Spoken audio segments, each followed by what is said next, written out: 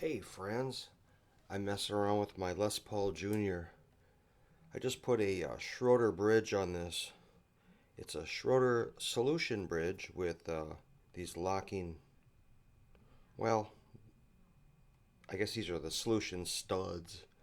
But anyway, it's a bridge that's supposed to help fix the problems on a Les Paul Jr. This is the 1959 Les Paul Jr. And it's like an aged nickel finish, so it looks ancient, like the guitar itself. But I'm hoping that it helps to stabilize the guitar for tuning.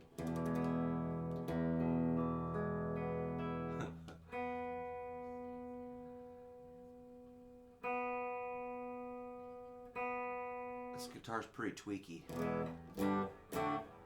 but if you spend time with it, it will stay in tune. So one time I just sat on the couch and tuned it for like 3 evenings in a row, and by the time I was done, it was good.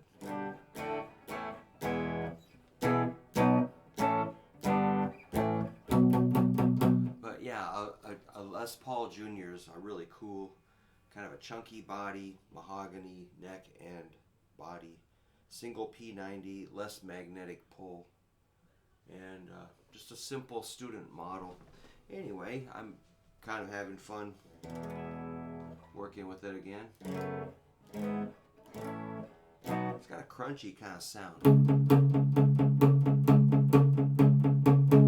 of cool. Well, what are we doing? Let's look at some more E major stuff. The E major scale, of course, is like a 1, 2, 3, 4, 5, 6, 7, 8. Those are the intervals. And that would be E, F sharp, G sharp, A, B, C sharp, D sharp, E. Fret numbers open 2, 4, 5, 7, 9, 11, 12. A lot of numbers. But knowing those intervals, the root, the second, the third, the fourth, the fifth, the sixth, the seventh, the eighth, is really helpful for further discussions about music theory. So learning a major scale, while it does have that kind of nursery rhyme and church quality,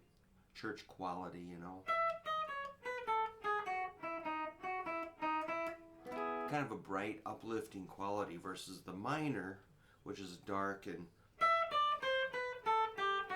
a little more ominous. So it's kind of cool to be able to say, well, I'm going to play major on this song and minor on that song to give your music variety. It's kind of like a color or a tool. And, most guitar teachers that we see online and most tablature and most lessons are always hitting that minor pentatonic scale, which it's got that kind of ZZ Top kind of quality, or Led Zeppelin, or Kiss or something, rock and roll sounding, kind of hard rocking. It's very cool. That minor pentatonic, and you got your minor scale, then you got your major pentatonic and a major scale. It's just good to know all of that, and there's many more scales. But as far as we're concerned, we kind of keep it in that wheelhouse. Let's do more E major, just because E is the kind of dominating string on a guitar, the two open strings, and the E chord is so big and awesome. Let's go. Let's do a first position E major like this.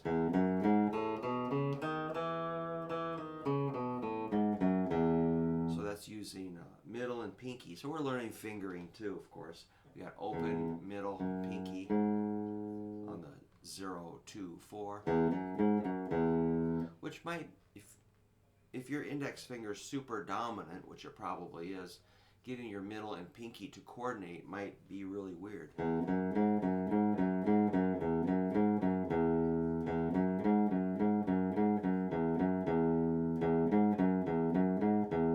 Open 2 and 4 is E, F sharp, and G sharp. So get your middle and pinky working. And open A is, I call that just a free shot. It's like, wow, not very difficult. Just hit that A, but that's really a big advantage. So that's your root, second, third. A is your fourth. It's important to know that, so I'm going to say it again. A is the fourth, and then B is your fifth. You know, when we say it's a 1-4-5 chord progression, it's because it's E, A, B notes or chords. Like the E is the 1, A is the 4, B is the 5. That's your 1-4-5 chord progression. E, A, B. Let me just play one of those just so you know what I'm talking about. Here's a B and an A and an E. That was a 1-4-5. E, A, and we'll call it B7 just because that sounds better. E, A, B7, E. That's a 1-4-5-1. E, A, B, E. And it comes from 1, 2, 3, 4, 5, the scale. See how it works? I just want to make sure nobody gets left behind here. Okay, so it's fun to review. It's fun to think about. It's fun to practice. It's fun to get your fingers on your guitar and just review this. Even if you already knew it, it's still good to do. There's our sixth. The sixth note in the E major scale is C sharp. So I know I'm repeating myself. I'm aware of that.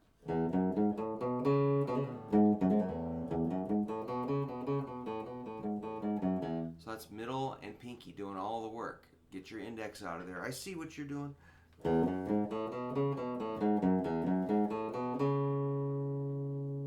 That's your sixth. And you might say, so what? What if somebody says, hey man, play a 1-6-4-5, and you're like, oh, hold it. Okay, that means you're gonna go E, C sharp, minor, A, B.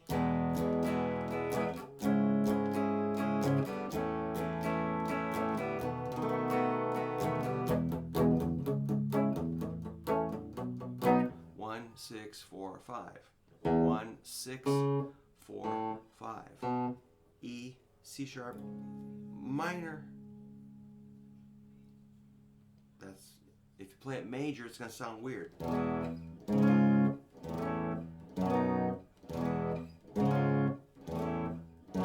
Like, no, it's minor.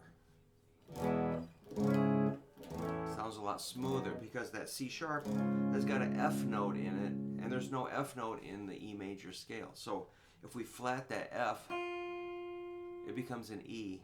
Oh, that's gonna fit in the E major scale, isn't it? 1, 6, 4, 5, which would be, we were on a date in my daddy's car. We had not gone very far. Every breath you take, every vow you break, everything, all that good stuff. I'll be watching you. I can wreck any song. Okay, so that's a 1, 6, 4, 5. I will always love you. I wreck everything, okay? 1, 2, 3, 4, 5, 6. I just don't want you to not know this. This is very common. And then we got our 7. 1, 2, 3, 4, 5, 6, 7. That's your index finger, your D sharp. Finally, index finger gets something to do. And that's on 4th string, 1st fret, D sharp. That's your 7. 1, 2, 3, 4, 5, 6, 7, 8. That's the longest explanation of an E major scale ever, I'm pretty sure.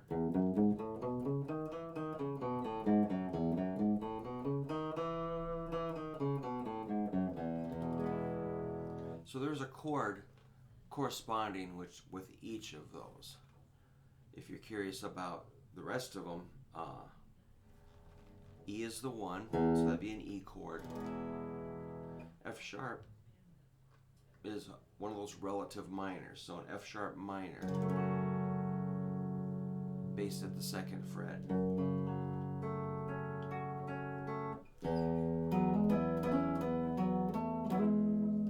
Don't let me down. Don't let me down.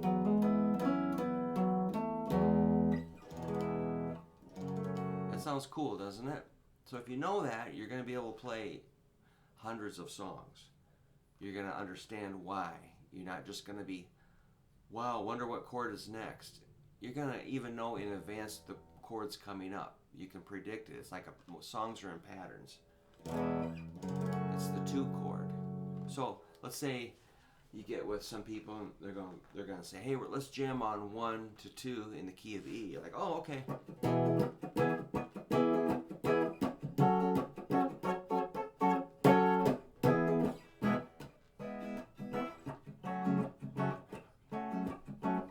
It's a 1 and a 2, E and F sharp minor. 1, 2, 3. So what's 3? No. Yeah, you got it. G sharp minor. E, F sharp minor, G sharp minor. Correct. You got it right. It could be major. You'll see major like. It sounds kind of weird because it's got that C in it. I mean, it happens.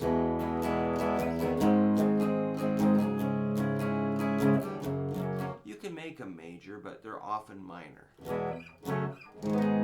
Because, you know, a C note does not fit in the E major scale, but a B, if you flat that C, becomes a B. B is in the E major scale. 1, 2, 3, 4, 5. 1, 2, 3. A is the 4. B is the 5. Often we'll make that a B7. Don't freak out. It's a B7. How many B7 chords can you play? If you're like, what? Okay, you better learn your B7 chord. And you should know 1, 2, 3, 4, 5, 6, at least. Maybe 7 or 8. Yeah, we've been through this. Okay. 1, 2, 3, 4, 5, 6 is C sharp minor.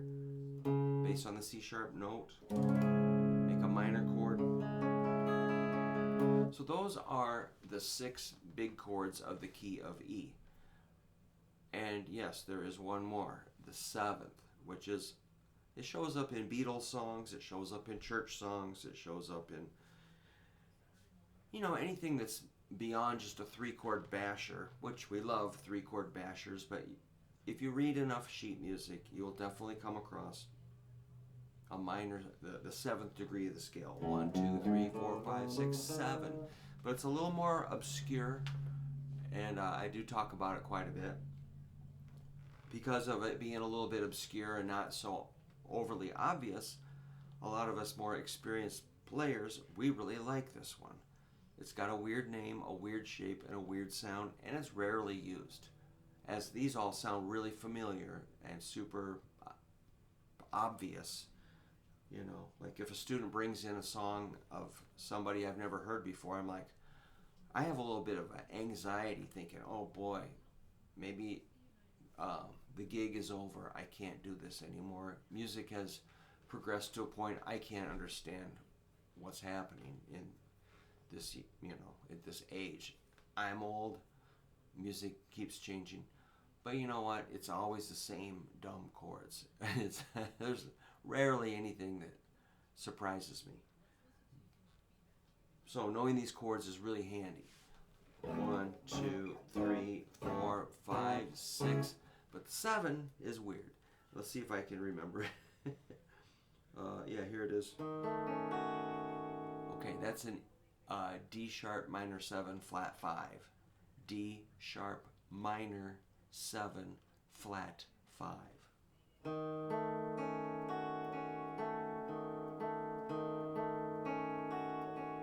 That sounds so cool to me. So that's made of a D sharp, A, C sharp, and an F sharp.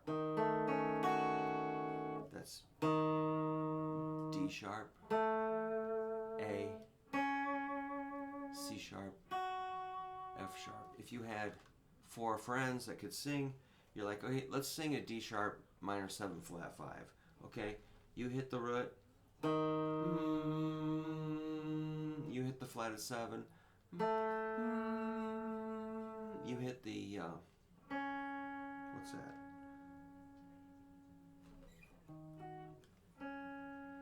What is that?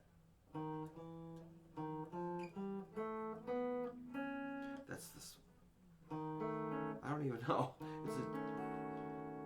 What is a C sharp compared to an E flat? It's a 6th. Okay, you're going to hit the 6th degree, and it's going to be ah. So if you're singing them, it'd be ah, ah, ah, and the high one ah. 4 people singing it, it would be a beautiful, beautiful chord. What is an F sharp in the...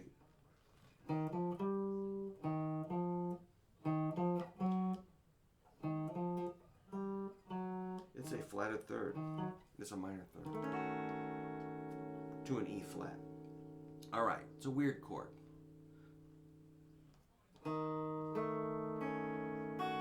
Again, it's D sharp minor 7 flat 5. I don't mean to bore you to death, but I don't want anybody to like not get this.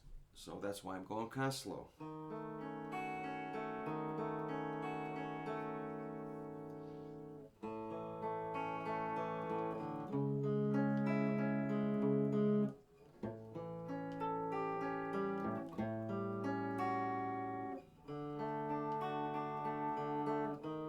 Oops. Sounds like it should be in the song because it probably is. But okay, that chord sounds a little crazy, but listen to them all together. 1, 2, 3, 4, 5, 6, 7, 8. Perfect. So the 7th degree it can be annoying. Play the scale. Okay.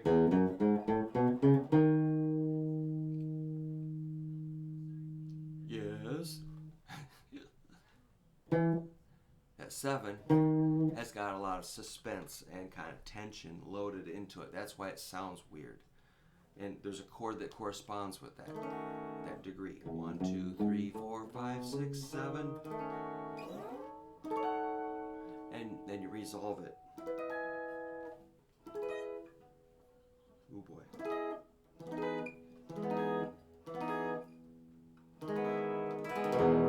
I was doing an E major 7, which is can be substituted for an E major. E major is pretty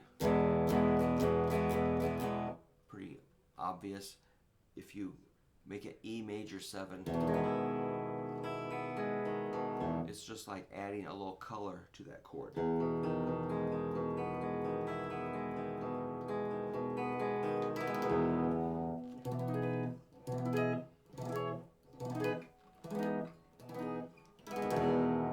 That'd be a good thing for you to look up what's an E major 7 chord.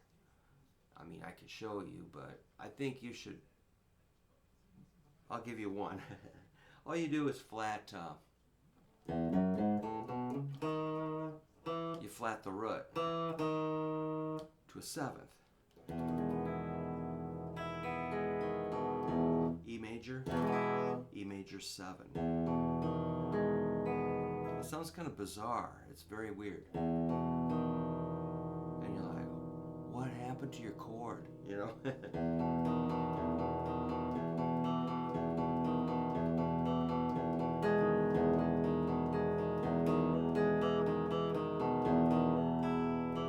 Sounds pretty cool. Here's an E major. That's an E note. I'm going to flat it to an E flat. So it has that sleepy quality. So in any dumb old E chord, flat the highest root 1 fret, and you got E major 7.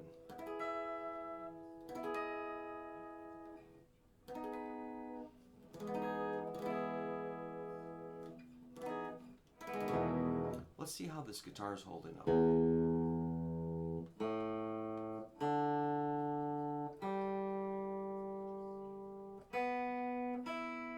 Pretty good. The G dropped a little tiny bit.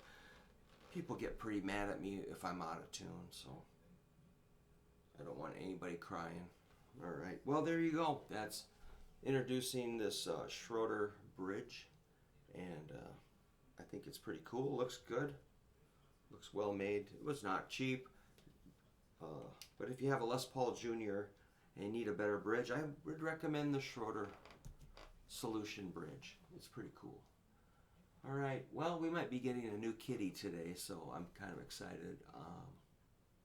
We're gonna go meet a little gray kitty that will look a lot like Drake, and it's a little girl kitty, and she was kind of found, what do you call it, really hungry, really skinny, terrified, and a lady caught the cat and in a trap, and she said it only had grass in its stomach. It was, you know, really underweight, and so we're gonna get the kitty and feed it, and it's gonna be awesome.